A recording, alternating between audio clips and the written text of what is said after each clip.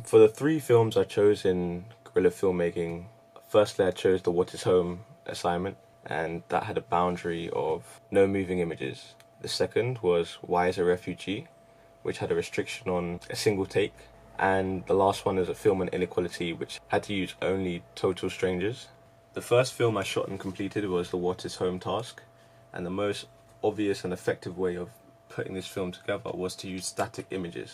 And the combination of static images with a voiceover meant I could actually say what I wanted to say without the hindrance of great aesthetically looking video footage. Even if the video wasn't synchronized and I still had video footage, it would still incur the hindrance and the burden of real-world video problems. I wrote a script that was supposed to be for the voiceover for the images presented in the video. And problems came about very soon after my proposal method of choice, which was to use static images, because now I've come into play with copyright position. So I need to take all the images myself. That wasn't the only problem, so another problem is my speech. I don't really like the sound of my pitch of my voice, and I have a lisp, so I needed to use someone else for my video. And even though I had a voiceover that can come for me, there's still problems. The fluidity and tone of how I want it to sound like and things like that, which was never truly mastered. The tone wasn't truly what I wanted in the end. It would do, since I have to compromise at this point. Now for my second film that I was to complete was the inequality piece. I actually wrote a number of different questions down for a number of different people in different situations. So one of them were to be for relationships, as in a couple, for friends and an individual. And once these questions were written down, I used my phone to conduct the interview. And the first interview was a success because they looked my age. It didn't take too much convincing for them to take part in it. I just need to say I was in uni, and they were good to go. And this is where the problem started to arise. Like I said in my What is Home video, that was the first video I shot and completed, because this inequality one was the first one I actually shot and the last I completed, because people were quite hard to approach and to encourage to participate other than the first interview that I actually had. A lot of people look like they're not doing anything, but they have somewhere to go or somewhere to be, people to meet, so it was quite difficult to actually get free time from someone. And this was also similar to approaching friendship groups outside as well, because it was partly due to myself as well, through shyness and not approaching them. But even when I did, sometimes they just politely refused. So I actually changed some of the questions from friends to an employee and a manager. In that completion of the interviews, I made a rookie mistake in getting home and reviewing the footage too close to deadline time, and the footage that I used for the manager was unsynced and unusable. I had to use only 2 interviews, which were the first one I used and the employee, and insert titles in between each segment of the film. And I think this worked well because it made me get my point across quite easy. It made it flow quite fluidly as well. And the third film I uploaded was one of refugees, and in my completed one-take film I made a short, simple script that issued a few mistakes and concepts that the general public have. And then I asked a couple of my friends to act out a short piece that addressed the issues. And I wanted to film the set at night with a low camera angle, so it looked like an unknown camera, as it were. I first had to pick a time and day where the 2 people were available to shoot.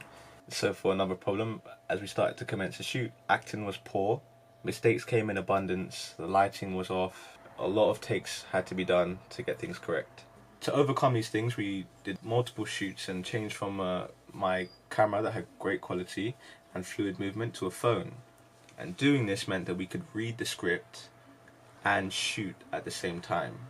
And this overcame hours and hours of trying to get things right.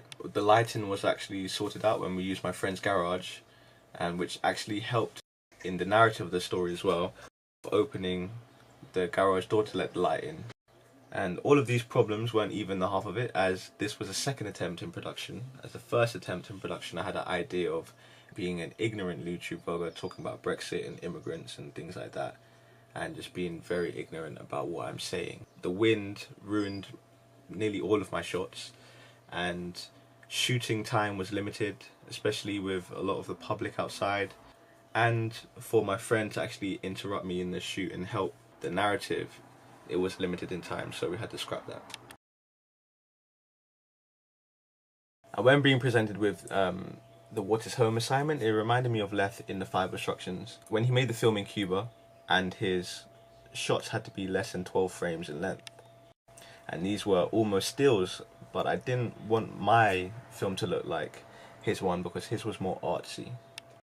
I made the What is Home short with images and a voiceover because it felt as if I can get the most out of it in construction with the limitations presented. Being able to write down a script with whatever you want to include, partnered with images with whatever you wanted to show, create a ground where the point of view can be illustrated at a higher degree rather than moving images that had to be synced together.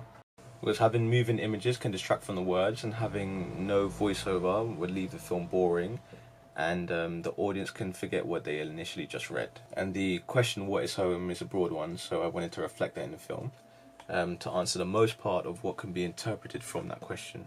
And films are really direct in their answers most of the time, so in having a film where you answer a question with a series of answers that also asks another question, really gets someone thinking. So I think that was an effective way to get someone to view the film and watch it and to think about what they're actually watching. And for my short on inequality, I constructed interviews in a way that contradicted the final question. And I had an inkling of what the interviewees may say to all of the questions, so it gave me a constructive advantage in not being caught off guard and being able to construct my end product of exactly how I want it to look. I knew the message I wanted to portray at the end, so in turn I knew the order in which I had to ask the questions. And I could have left the interview as one take, but then it would have felt a bit informal, boring and unstructured. Plus I don't really like the interruptions that I made throughout the interviews, but I had to make those interruptions to actually gather more information from the participants. And before filming this piece in full, I read the key reading on Jeffrey Sconce's Trashing the Academy, and which actually contradicted the making of this film, because I am actually part of the public that like Hollywood in the way they create their films and the way they act. So in creating my short, I didn't really want to mirror the outlandish screenings and different ways of filming that others did, that they created for the minority audience. So this further basically solidified my concept in what I had to do to film this short. And this reading, this Jeffrey Sconce reading, linked directly to my refugee film also. I could have filmed it in so many different ways, but I chose not to. And this final film on Why is a Refugee, I had a few ideas, but only a couple of them would separate it from the other 2 films that I previously made. I didn't want there to be titles throughout or voiceover included. This was just a chance to make a fictional short with a message. A covert message, but one that could be figured out by most people. Having 2 parties represented through the ignorant and the knowledgeable, though there's slightly more to it, created more leeway into what you wanted people to think about the actual topic at hand and what they could take away from the film. I tried to cover my own back by throwing my views and opinions into the open that people already have. In other words, it was a chance to do something slightly different, encouraging more thought process into the hidden aspects of the film, such as the lines and the roles being presented. So after uploading my videos to the Module YouTube channel, I uploaded it to my Vimeo account, which is my personal portfolio, strictly for myself and maybe for employers. They're not really for public viewing, so if someone's seen my videos then they would just come across it in a search, but I wouldn't have promoted it for them to watch it. From this whole experience of coming up with my own concepts and from what we looked at on the course, I've been made aware of a lot more reasons, or a few more reasons, why people actually make films. It's not just to entertain people and to make money, it's actually to create film to challenge themselves into trying making a new aspect of filmmaking, a new creative level of filmmaking, besides the widely aspired Hollywood way of filmmaking, just like the 5 Instructions. In addition to challenging themselves, some filmmakers treat it as a game, to try and make a new genre of filmmaking, such as stated in Playing the Waves by Jan Simmons. As stated before in Jeffrey Sconce's Trashing the Academy text, some people just make films deliberately opposing and confronting the norm of Hollywood filmmaking because they actually have a different taste than they know others do too, so they want to accommodate that.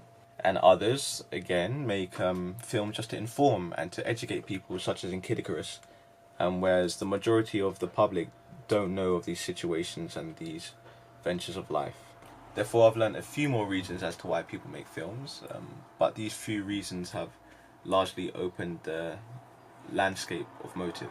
And although the majority of people may like and prefer the way in Hollywood make their films and how they turn out, and that's all they watch, there is generally another side of filmmaking that people prefer to make, and the ideas that they prefer to portray.